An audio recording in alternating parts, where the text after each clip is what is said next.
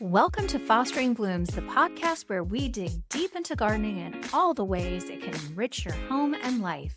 Together, we'll explore every aspect of gardening the organic way, keeping it simple, accessible, and fun. Whether you're a seasoned gardener or just getting your hands in the dirt, we're here to share the tips and insights you need to grow something truly special. I'm Shannon Foster-Boline. And I'm Caitlin Blum, and we're two friends on a mission to cultivate beauty, creativity, and connection through everything we grow. This is Fostering Blooms. We're getting ready to talk about some garden myths. Oh, good. I love to bust a myth. And some of them surprise me. Some of them I'm doing. So don't feel bad. Okay, like maybe one. Yeah. Just one of them. Yeah. And we'll talk about that. But I think we've done them at some point. Oh, for sure. Yeah. Oh gosh, especially as a new gardener too. Yeah. I mean, sometimes you just don't know. Yeah. And you just try stuff. That's right. Well, I mean, that's how you learn. That's right. All right. Okay. So the first one is you have to water your garden every day.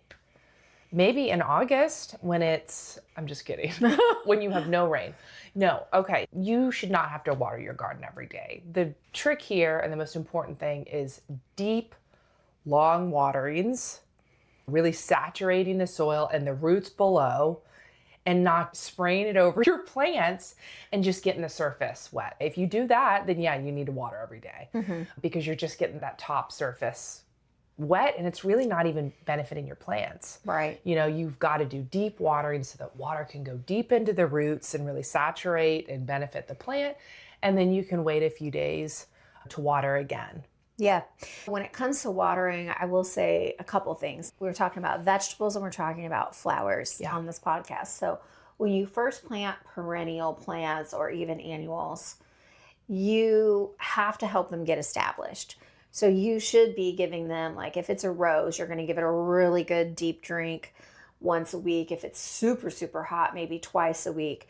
And maybe same thing for some of your other perennials. Even the ones that are drought tolerant still are going to need water. But they need to send their roots down deep, you know. And if you are constantly doing what Caitlin said with shallow watering, then their roots are going to stay on the surface and it's going to be even harder for them to do that. I plant things to make sure they're tough. I have a bed in the courtyard. I never water it. Even last year in the drought, I think I watered it twice. And mainly it was to take care of the rose. And then I gave everybody else a drink. I've also heard Sarah Raven in England talking about some of the times when they plant like sweet peas or some other things, they do like a flooding technique where they kind of flood the area with water for like 10, 15 minutes, like a long time. And then they don't water it again for quite a while. You can research that, but the point is deep watering, drip irrigation is good for that. Figure out how much your drip irrigation system is releasing, and then you can put it on a timer. Yeah, so you resist the urge to water every day. Yeah. And I treat my vegetables a little bit more precious than perennials because I feel like with the perennials, they can handle like a little more stress, but your other plants need to be stressed a little bit too, or it gets too cushy and they can't handle any stress. Yeah, they need to be able to survive. I'm the same with my perennial beds. I mean, yeah, when they're first planted, you get them good established, but after that, they've got to kind of fend for themselves because they need that. They're perennial. That's what they should do. So we give them some tough love. We do, but you know what else we give them is every year I always mulch with a hardwood mulch, and I use compost, and so that improves the soil. And that soil holds the moisture, and then you're not out there watering. I was going to say tough love, but we give them all the right ingredients. Exactly. To do it. Exactly. Yeah. We set them up for success. That's right. Okay. And then you got to make it. That's right. Got to make it on your own, baby. Make it or break it. So the second one is that adding sand to clay soil will improve the soil. And you know what's funny is somebody literally said this to me 3 days ago. They said, oh yeah, you could just add some sand to that. And I'm like, actually, no. That will make it like cement. That is the worst thing that I could do. No sand, no sir. So do not do that. That is actually a really bad idea. If you want to break up clay soil, which, you know, people talk about clay soil. Sometimes like it's the devil. I would rather have clay soil than sandy soil because clay has a lot of nutrients. And if it's just waterlogged and heavy, it's pretty easy to fix. Like dig a deeper hole, put more compost at the bottom, or layer compost on top with some shredded leaves and mulch and stuff. And that's going to soak down in there and break up that clay. I mean, there are ways to improve clay, and it holds the nutrients better and longer, I think, than sand. I mean, sand is like not the answer. Sand is tough. So don't put sand in your clay soil. Put manure or poop, as we love to call it. Poo-poo. Put some compost, put some mulch, put some shredded leaves around it. And you don't have to dig it all up and put the stuff in it. You just put it on top of it. And if you're digging a hole to plant something, like I said, dig it a little deeper, add some more compost and stuff like that down on the bottom to improve the drainage. I mean, there's really no place in the garden for sand unless you're doing it like below rock beds. Now, I'll tell you, the only time that I used it is when I was doing some lavender cuttings. And that's the only time that I've used it. And horticultural grit, or even chicken grit, is just ground up oyster shells, works great for that same porous thing. Right. You don't have to use the sand. The sand really doesn't have any added like benefit. Chicken grit is great. Yeah. And that gets some lime in there along with, you know, that porousness that you need for the lavender. For sure. Number 3 is mulch volcanoes, protect trees. So you do not want to do a pyramid or volcano of mulch around your tree trunks. I'm a volcano now. It makes me crazy when I see that. So, I mean, you're getting the right idea about wanting to mulch your thing, but all that mulch up against the tree bark is going to rot your trunk and your actual plant. There's too much moisture. So, yeah, you want to lock in the moisture for the roots and help protect its root base, but you want to do a donut. I was just going to say that. Let me ask you, Caitlin, would you rather eat a volcano or a donut? Donut. Done. That's what you do. Donut. So, you know, make yourself a little trench around it so it gets the water, holds in the moisture, but you're not rotting your trunks. Yeah, I see it in commercial landscaping all the time. I feel like the landscapers are so proud of themselves when they just shove that mulch right up to the trunk of the tree, like that's really covered. And I just want to scream every time I see it. I just shake my head. I will say another place that happens a lot is putting it up under your shrubs and right up against the base of a boxwood or yew plant. Those are woody shrubs. Think about it like a little wooden tree. Oh my Lord, like a little tree. So a little wooden tree. Wooden tree. Anyways, don't shove it up underneath there and touch the base of that. Same thing. Make a little Shit's donut. gotta breathe. Yeah, shit's gotta breathe. And it doesn't want all those like pests and fungi and stuff. Up in its crawl space. Crawl space. So true. Don't get fungi. Keep that shit out of your crawl space. I mean, anyways, on to number 4. We'll just leave you with that. If plants look sick, fertilize it. So absolutely. How much fertilizer does no, but you know, typically if a plant looks sick, the first thing you have to think is it in the right place? Does it have the right amount of sun? Does it have the right amount of water? Is the soil okay? Meaning like clay can be really waterlogged. Is it too waterlogged? Do I need to add more compost or what's going on? Think about it like a common cold. Most of the time, if you address just some very simple things, it's going to be fine. However, if it really is failing to thrive, you could start looking at if there's some pest problems that are happening. And also you could do some soil tests. If you say, hey, I know this rose bush is in the sun and I improved the soil and planted it deep enough and we don't have any pests attacking it. It's still not thriving, so maybe I need to look at the nutrients in the soil and see if there's something that it's missing. And I do, generally speaking, give my roses an all-purpose organic slow-release fertilizer every year. So I'm not saying there's anything wrong with fertilizer, but the answer isn't to go grab a bottle of Osmocote and dump it on there because something doesn't look good. This will work. This will work. It says that it's good for roses, so that'll take care of it. Really, you want to start with the basics, right? Like if you're tired all the time? Are you getting enough sleep, right? And if the answer is no, fix what's causing you not to sleep as much. Same thing with plants. If it's looking like really droopy all the time, probably needs more water. Yeah, do a little troubleshooting first before you just dump some fertilizer on it. And I don't fertilize a whole lot. I never have. Water, I think, too, is a big thing. Like, is it dry? Is it drooping? Does it need to be watered? Water it first and then see what happens. She's really good with water. It's funny because I think I'm a little low on the water sometimes with plants, but also you can cause just as much damage by being overwatered. Too much water. So water is a really big thing. A water hog. Yeah, you love the waters. My shit stays moist. Yeah. Oh God, back to the crawl space, bro.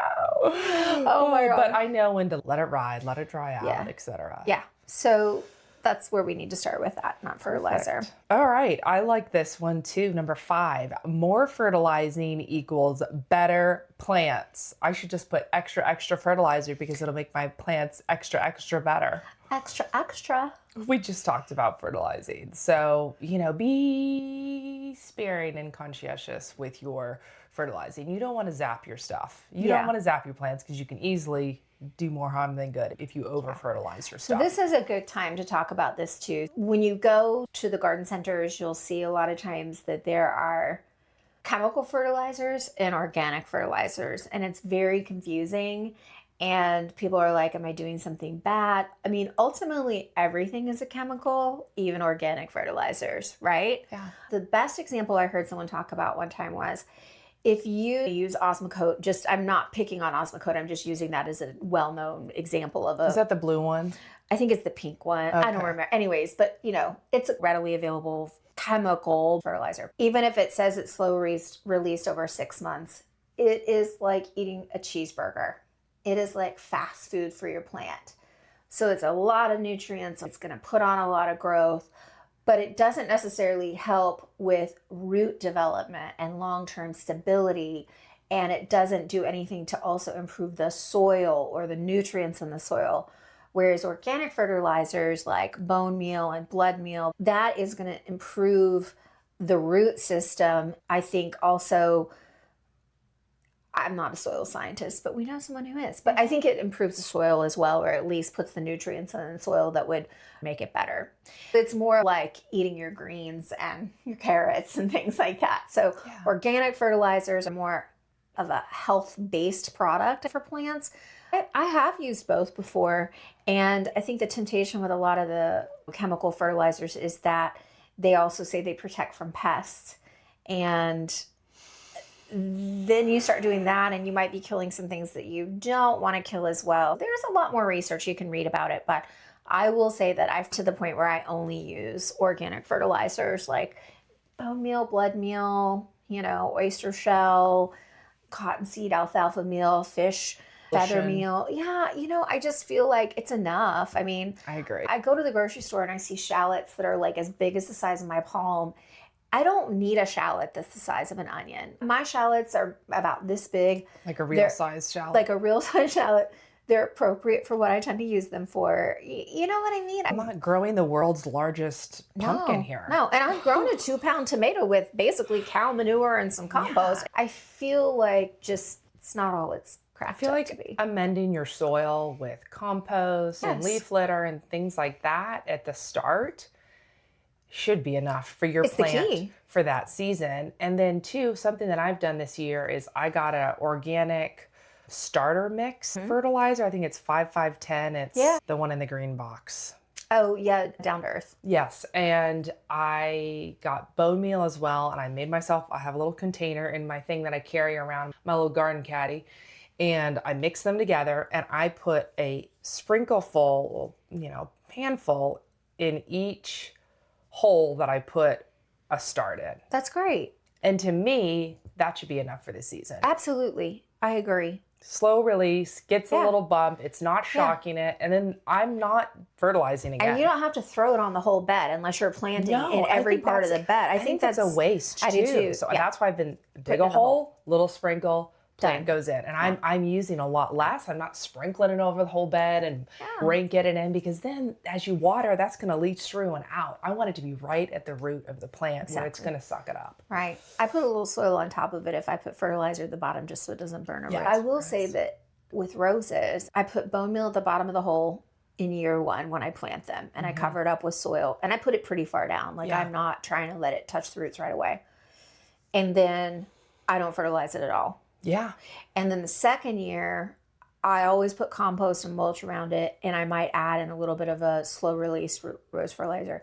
Interestingly, I heard Sarah Raven's head gardener say that she doesn't fertilize their roses at all, and she grows them very hard. They don't get any special treatment whatsoever. And I was like, I think that's pretty badass. interesting. Yeah. It's a shrub. At the end of the day, it's a shrub.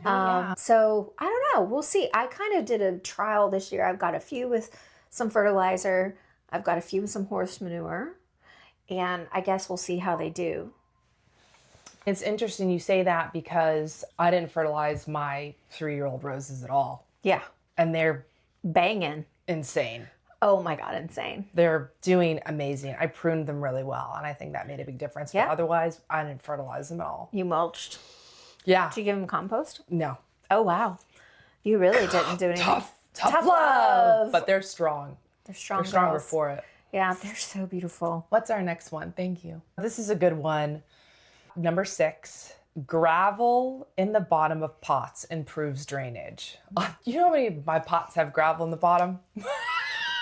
Oh, girl. Quite a few, but not a lot. It's not like I'm filling it up. It's maybe like an inch or 2 at the bottom, so I don't lose my soil. But now I know better, not from just this right now, but like in general. I don't always repot every pot I have, so there are some that I did a few years ago that have gravel at the bottom. Yeah, I get it. Well, I think that the key is if you have a concern about things coming out of the bottom of the hole, which gravel would slow down a little bit, right? If that's a concern, you can put broken pot shards on it. You could put a little piece of wire mesh on it. You could put a piece of pantyhose. I saw someone do that. I think that's a really good idea. But what I usually do is I add extra perlite if I want better drainage, or you can add chicken grit. That's another way to improve drainage, to make it more sharp. So yeah, I've done the gravel at the bottom of the pot. It's like a little parfait. And we can't help it now, and we're not going to do it. But it makes the water stand up higher in the pot. It's not actually doing what you want it to.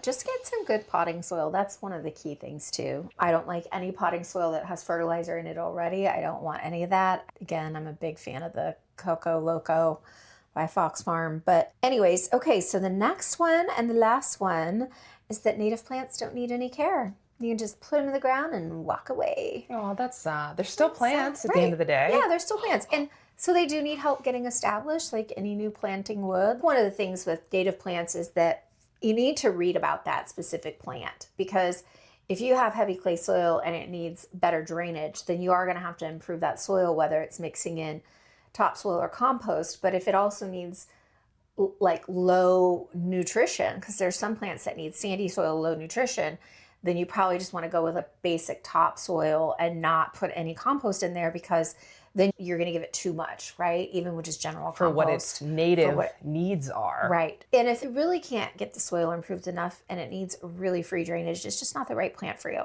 And some of them are swamp plants. And if you're not putting it near a really boggy area, then that's probably not going to be a good fit.